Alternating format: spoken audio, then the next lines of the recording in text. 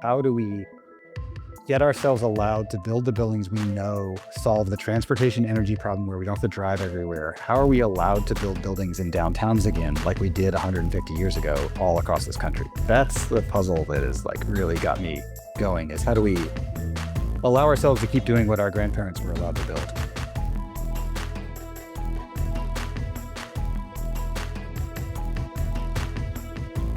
Hello and welcome to the Reimagine Edit, a special series of the Passive House podcast that shares curated insights from the conversations happening in the Reimagine Buildings Collective, our membership community, where we bring together builders, designers, and change makers who want to create healthy, climate-ready buildings so that we can share hard-won lessons, level up our practices, and build the networks we need to thrive. Today is August 5th, 2025, and in this episode, we'll hear from Cameron Kaja, Jacob Racusim, Josh Salinger, Jesse Thompson, and Melissa Furukawa. I'm Zack Semke, Director of Passive House Accelerator and host of the Reimagine Buildings Collective, and thanks for joining me. Alrighty, let's start with an excerpt from one of our newest experts in residence, Cameron Kaja of Positive Energy. In his recent Ask Me Anything session in the collective, he was asked about whether dedicated dehumidification is necessary on projects. We address moisture control through the envelope first, right? So we're trying to address the air tightness. We're trying to address uncontrolled openings. And once you've done that in the best way you can, then you move on to the next. And so then we want to control it through active processes. So having a dehumidifier available to you in that home is, it's kind of a cheap insurance policy. At the very least, even if you're not going to be worried about condensation happening within a wall cavity or underneath a floor or something like this, you're probably still going to be worried about the veins on your air handler unit or something like this. Like if you've got a mini split mounted to a wall, you're going to see moisture accumulation there. Those surfaces are going to fall below the dew point because of the coil temperature. And nobody likes to see black mold on those supply registers, and you can control that by controlling your dew point. So yeah, I would say that I've not seen a situation where having a dehumidifier would be a negative. Like, just if you're at all worried about it, just put one in, even if it's a portable, like roll around kind of thing that you're going to have to empty the tank. That's not ideal because it could fill up and it's going to get away from you. But it's such a cheap insurance policy. Again, we're talking about $1,000 or something, and it'll take care of you. Makes sense. Cheap insurance. Next up, we hear from Jacob Racusim of New Frameworks Design Build and the co-developer of the BEAM estimator tool for embodied carbon, among many, many other hats he wears in the world of building decarbonization and natural materials. In this clip from his Reimagine Materials interview with Michael Ingui, he shares where he's seen resistance to taking action on embodied carbon, as well as a bright spot in that picture that may shine a path forward. Embodied carbon reduction has always been foundational and is now becoming a really, really, really important thing to define and name, partially because that is how we're going to achieve better buildings at cost, as if we can think about more than one thing at a time, but really because now that embodied carbon is becoming more initiatives are occurring, is becoming more popular, there is perhaps unsurprisingly more pushback. And a lot of that pushback is actually coming from within the energy community for folks that see embodied carbon as tangential and not related to energy, or that see it as a direct threat and a distraction from the focus on energy reduction from a point of policy or strategy for moving the industry forward, or that see embodied carbon as a dilution of climate impact reduction from the energy space. So you could literally trade carbon metrics. I can use less insulation by using a bio-based insulation, and there's a trade-off there. And those three narratives are having providing some really significant resistance to some of the forward momentum around embodied carbon in the market and in the policy space. So I'm going to start by framing that as I name both what's happening and also the direction we're going towards and how things can combine closer together. So there have been a series of different embodied carbon initiatives moving through the I codes, IBC, IECC, that are being heavily challenged. Actually, the IECC initiatives were shot down for 2027 cycle. The IBC versions are, we'll see, they haven't been shot down yet, but they're under a lot of resistance because of the reasons I just mentioned. Those are like kind of the primary reasons that are being put out there, which is really fascinating to look at that in contrast to what's happening through the ResNet organization. ResNet they administer the HERS program, Home Energy Rating System. So their bread and butter and roots are as doing energy assessment on residential construction. There is a embodied carbon standard, ResNet standard 1550, which is a standard for how to conduct embodied carbon assessments by energy raters. That is moving forward very strongly with like broad consensus support amongst production home builders and energy people and regulators and folks deep within the ResNet community, and within the residential space, seeing that, oh, not only are these things directly related, and that we need to figure out how to optimize for both energy and carbon, operational and embodied carbon, but that it is quite literally the energy professionals that are going to be able to most effectively scale that work out and do that work effectively within the residential space. And so that the development, that standard went through a round of public comments. Thank you for all of you who provided comments. It has now been synthesized through the technical committee, and the standard has now been is very shortly going to be released, like within the next weeks to month, is scheduled to be released for another round of public review. God willing, that moves forward smoothly. In which case, I'll invite all of you, please keep your eyes out for that, because we want that additional review, because we want that standard to be codified, because that is likely going to position the residential sector to be the leading sector for conducting embodied carbon assessments at scale, and do that harmonized within an energy rating organization, and really bring those things together in a very structural way, as well as within the level of the workforce. On the BEAM side, I'm working right now with our team to redevelop BEAM, get it off of Google Sheets so it's a much more stable and functional platform, and design it to be able to be compliant with that standard once it's released, and working really hard now to coordinate the development of that tool with energy modeling tools. So it's as frictionless as possible for someone working within, say, a HERS energy modeling tool to be able to then also create an energy assessment using the BEAM tool. Definitely keep your eyes out for ResNet Standard 1550. Super exciting, and thank you to Jacob for moving it forward. Next up, we hear from Josh Salinger, founder and principal at Birdsmouth Design Build in Portland, Oregon. In this clip from his Reimagine Construction interview with Michael, Josh shares how moving from being a builder to a design builder has unlocked efficiencies in the firm's passive house work. When we first started, worked for third-party architects, and we were just a build team.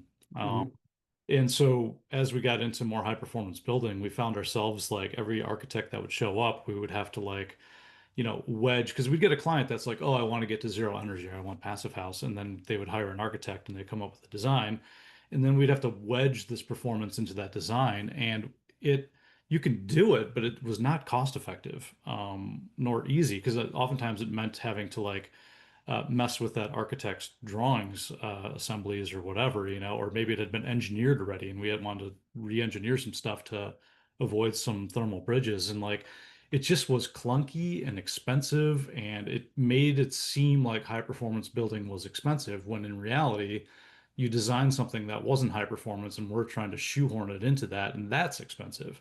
And so we ended up, like, we would find some architects that were game and would get into it early, and we could really educate the architects and clients early on so they could deliver a lot of these things to us. But then we found ourselves spending so much time educating architects that at some point in time it was like, what are we doing? Let's just do this ourselves.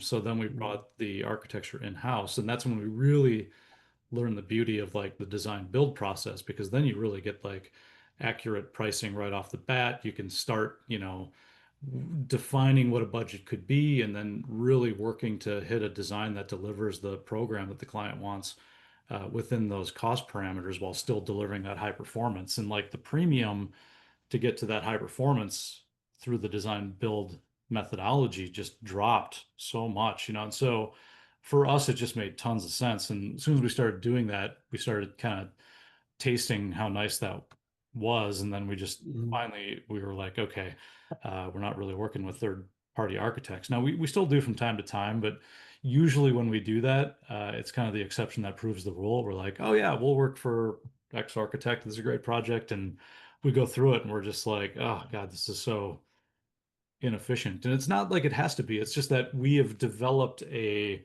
process that works so well for us. It goes back to my comment earlier about like whatever works for your team, leverage and do, like we have done that and refined it over time for so long that if we have to do something different, it's just not as efficient. So it's not to say that you can't work with an architect and a builder in a really great collaborative way. I mean, you absolutely should. It's just that for us, because we've refined our system down to work so well, that to jump outside of that is just different. And here's a story of working up the ranks. There was a guy who joined our team a while back, and he came from a different industry, and he liked what we were doing, and he met me after a talk I gave or something, and he's like, "Hey, can I just sweep your floors? Like I just want to be around it, And I was like, sure. So for 6 months, he sat there like Daniel-san and just swept the floors and cleaned the trucks and hauled the whatever and never complained. But he would like add helpful things and he became part of the team. And, he was at the happy hour and we enjoyed him. And, eventually someone's like, why is Joe like sweeping trucks? Like this guy needs to be doing something else. And he eventually ended up working his way through the ranks all the way up to, the point where when he finally left the organization, he was the COO. So, just find a team, like get in there. Don't be overbearing. Don't have expectations. Don't be like, why am I not? You just get in there, keep your mouth, shut when it needs to be shut and add helpful advice when you can and marinate in the stuff and be helpful. Come up with creative ideas and like, someone will notice, and work your way through that way. I thought that was a clever thing that he did and it worked. Love the Karate Kid reference there and great advice. Next, we hear from Jesse Thompson, partner at Kaplan Thompson Architects in the other Portland, Maine. Here, Jesse talks about the evolution that he and his firm are going through. The last 3 to 4 years have been the sea change of, we were energy efficiency people. It's what's the operating energy of the building? How much does it use as it goes along? Miles per gallon of buildings. And when people woke us up to, hey, when you build a building, there's all this carbon inside the building, and it happens right now. What you make it out of is as important as what it does over the next 50 years. That was just such a sea change. And that leads to the biomaterials. That leads to rapid renewables. That leads out, how do we make buildings out of plants in ways that hold up, that are weatherproof, weathertight. That journey and getting, cement out of buildings and steel out of buildings. That's been the journey right now and is absolutely the push of, we may have solved heating, but how do we solve the thing that happens right now when we build it? But that's, that's been the puzzle that just the last years. And I think that's going to continue to go. And then the next obsession is, in this country, we've sort of banned a lot of kinds of construction except for fancy single family houses. Why do so many architects work in fancy single family houses? Because you're allowed to build them everywhere. You don't have to go to a planning board. You don't have to go to a zoning board. You can just pull a building permit. In the heart of any city in the country, I can build a 10,000 square foot mansion in the middle of every downtown, but I can't build a 2-unit apartment building without angry neighbors who have legal leverage to stop me. But I can build a mansion anywhere. So that is what I'm obsessed about, is how do we get ourselves allowed to build the buildings we know solve the transportation energy problem where we don't have to drive everywhere? How are we allowed to build buildings in downtowns again, like we did 150 years ago all across this country? That's the puzzle that is like really got me going, is how do we allow ourselves to keep doing what our grandparents were allowed to build and allowed to do it again? Because it's all, apartment buildings are essentially illegal all across the country unless you have a heavyweight team behind them. Someone who can bulldoze through like all sorts of regulatory snarls. And we shouldn't have to do that. You should be able to build a 3-unit apartment building anywhere in the country without asking permission. So things like that are what I'm on. Yeah, here. You should absolutely be able to build that apartment building anywhere. A really important point. This second excerpt from Jesse offers a new thought, at least a new one to me, on why Passive House doesn't have a materials focus. Oh, so you mentioned that you did LEED Platinum and Passive House, and sort of what you said about biomaterials. It's always bothered me a little bit that Passive House is thought of as being very green, environmentally friendly, and it's energy conscious for sure, but not necessarily environmentally friendly with regards to the materials. And I'm wondering if the LEED Platinum certification and the Passive House kind of butted heads for that reason a little bit. I think yeah, there's my perception is that Us came from Germany, and in Germany, they regulate materials. Hmm. Okay. And they have a whole separate regulation system that they do where they're allowed to just concentrate on energy because there's all these other things taking care of the other stuff. That makes sense. In the United States, we invented this incentive program of LEED Platinum to try to, and they did fix materials. LEED got formaldehyde out of buildings. Mhm. It got lots of nasty stuff, the VOCs out of paints. It really did it, but they were energy blind. They weren't focused on operational energy at that time the beginning of LEED. Now, of course, LEED realized that and has changed and has, so I was taught them, and that it has all come back together. But my perception is that there's a unique thing where Passive House came from Europe, where they dealt with formaldehyde other ways. They didn't create an incentive program. They just said no, you can't use formaldehyde. So they didn't have to do the heavy lifting inside the program. And in the United States, we adopted it, and yeah, all these programs were all doing one thing because we, you know, for some reason think it's okay to just put formaldehyde in buildings. In this last excerpt, we hear from Melissa Furukawa of Peel Passive House. Among her many credentials, Melissa is a PHI certified Passive House component assessor. So if you're a manufacturer looking to get your high performance component PHI certified, Melissa can help. In this clip from her Ask Me Anything session, Michael asks Melissa to describe how that process works. Let's assume I'm a manufacturer and I had a product that I wanted to have certified. Just if you don't mind, high level, how do people usually work with you? How far along does a product have to be? Because I feel like there's two different types of people who always come to me asking me this. One person who's still really developing their product, and it's still not really on the market right now. But a lot of them are people who have really nice products already, who if they just detailed it a bit differently, could really ramp up and have a certified product. Yeah. So most of the time, I would say the people who come to us already have a product and they want to get certified. In that case, we do the energy model. So we use a program called Flixo. It's a 2D thermal simulation software. It's the same one that PHI uses. So that's why we use it. And we would do kind of an initial model to see where the frame is at. Sometimes there may be small changes that need to be made, like changing the spacer or adding more insulation or changing the type of insulation that they're using. But usually they're kind of at a point where the frame profile is fixed and they just what small tweaks can we do to get it to Passive House, or what, because there's also different, you can certify it to different climate zones. So maybe they won't cold is maybe they want to go for cold, but they can't quite meet it, so they'll get kind of cool temperate. Yeah, I think we have kind of also worked in more of a consulting role where we can provide advice as they're in design, which can be helpful because before everything is kind of set in stone, there could be small changes to the profile that could be changed that could have a significant impact. So in that case, we could just provide kind of ad hoc advice and do kind of iterative modeling to see, what is the optimal configuration for the frame to meet the standard. Yeah, so that would be kind of a more iterative kind of back and forth. They send us, we need to have some kind of drawings, right, to do the modeling, and then we would send them feedback, this is where we're at. If we did this change, this could be the impact, but we also need to know what's possible from your end.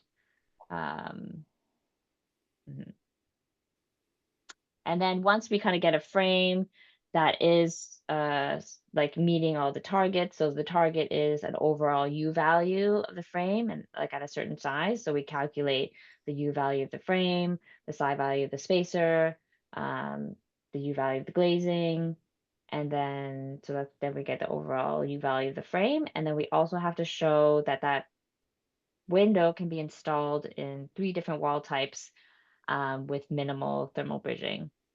So we have to kind of come up together with 3 different details that are, I wouldn't say thermal bridge free, but like minimal thermal bridging, because that is also shown on the certificate, which is helpful for you as designers, because instead of, if you have a similar wall detail, then you can use those values instead of having to model it yourself.